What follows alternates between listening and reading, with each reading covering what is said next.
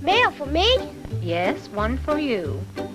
For hundreds of years, it's been one of America's most trusted institutions, delivering the nation's paychecks, birthday cards, and babies. Yeah, that used to be a thing. But lately, the US Postal Service has been at the centre of a lot of debate. As you might know, the US has a big election coming up in November. As you might also know, the world is in the middle of a pandemic, and the US is struggling more than most countries with the highest rate of infections. It means that for a lot of people, rocking up to a polling booth isn't a safe option. Enter mail-in voting.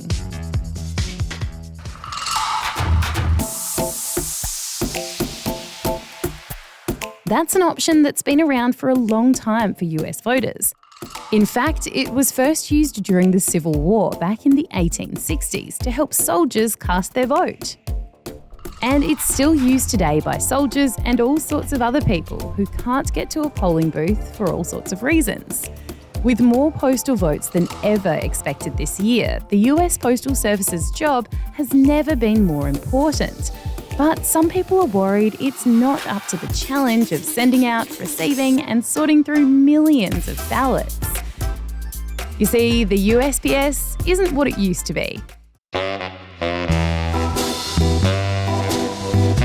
While it used to make plenty of money from all of those letters and postcards and people, it takes a lot of stamps to send a person. More recently, it's been struggling with some serious competition. Post offices have been closing across the country, and lots of workers have lost their jobs.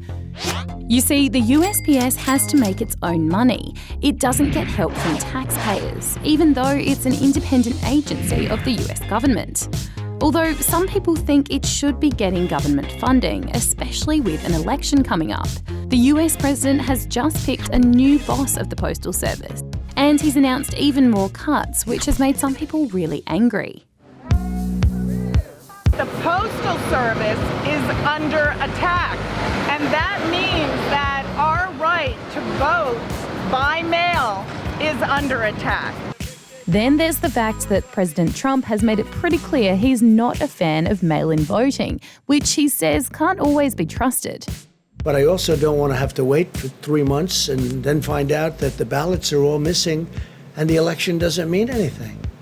Many experts say that's not the case and that mail-in voting has been used successfully for years. They say it might take a little longer to count this year's ballots, but the results will be correct. We're going to have to adjust our expectations. We're going to have preliminary but not final results on Election Day. It takes time to get it right, and we should take that time. After all of the controversy, the new Postmaster General now says he won't be making any changes to the USPS until after the election. So while no one's quite sure what the future of this historic service will look like, many are hoping that these guys will be able to handle the important task that's ahead of them.